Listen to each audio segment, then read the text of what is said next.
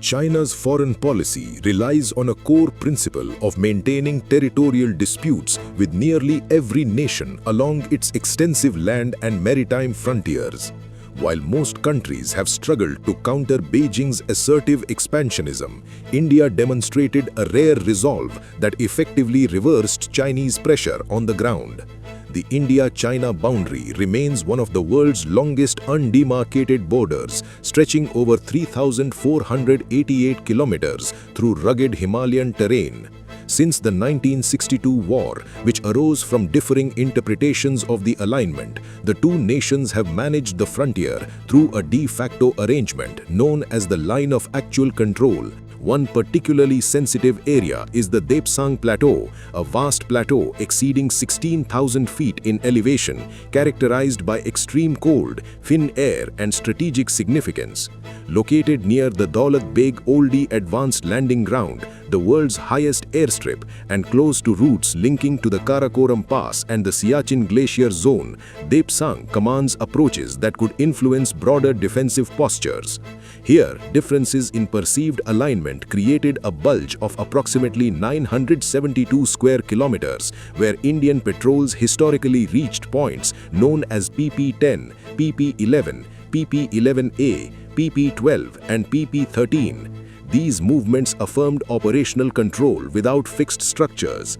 However, the situation changed drastically following the tensions of 2020. While previous years saw occasional friction, the period following the Galwan Valley clashes witnessed a calculated move by the Chinese People's Liberation Army to physically alter the status quo. Chinese forces executed forward deployments and established heavy blockades at a specific geographic feature known as the Y-Junction or the bottleneck. By positioning vehicles and surveillance equipment at this choke point, they physically denied Indian patrols from proceeding east towards their traditional limits. This was not a minor obstruction, but a strategic denial of access to the entire patrol route. It effectively cut off Indian troops from the 972 square kilometers they had accessed for decades. This aggressive maneuver threatened to isolate key defensive features and challenged India's territorial integrity without active warfare. India's response marked a decisive shift in approach. Rather than accepting restrictions, the Indian armed forces mirrored the Chinese buildup with equal or greater force. The Indian Army rapidly inducted heavy armor, artillery, and thousands of troops into the high-altitude zone. India constructed all-weather roads and bridges in record time to ensure these forces could remain supplied throughout the harsh winters. This massive mobilization signaled to Beijing that the cost of maintaining their forward positions would be astronomically high. It denied the Chinese forces the tactical advantage of a swift seizure and forced them into a prolonged and expensive stalemate. The agreement announced in October 2024 represented the culmination of this persistence. After verification of troop pullbacks, coordinated patrolling resumed in Depsang and the nearby Demchok sector.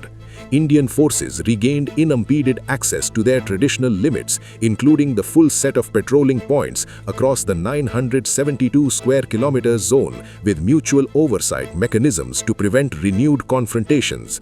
While the underlying boundary question remains unresolved, reflecting enduring divergences in historical claims, the arrangement neutralizes a protracted source of tension, restoring the pre-2020 status quo at these locations.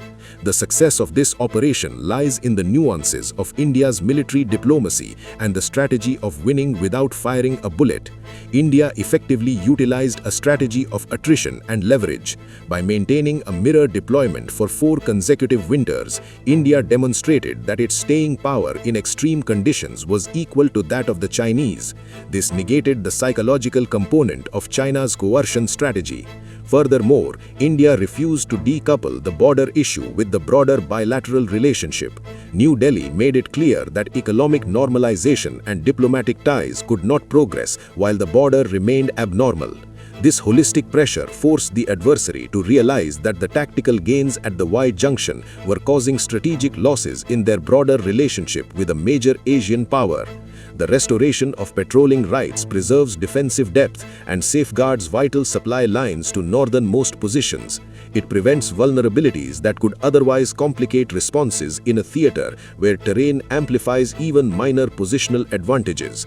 India's firm stance yielded a practical success that enhances stability and affirms sovereign rights. This outcome serves as a case study for the region on how to manage and reverse territorial coercion through a blend of military readiness and unwavering diplomatic negotiation.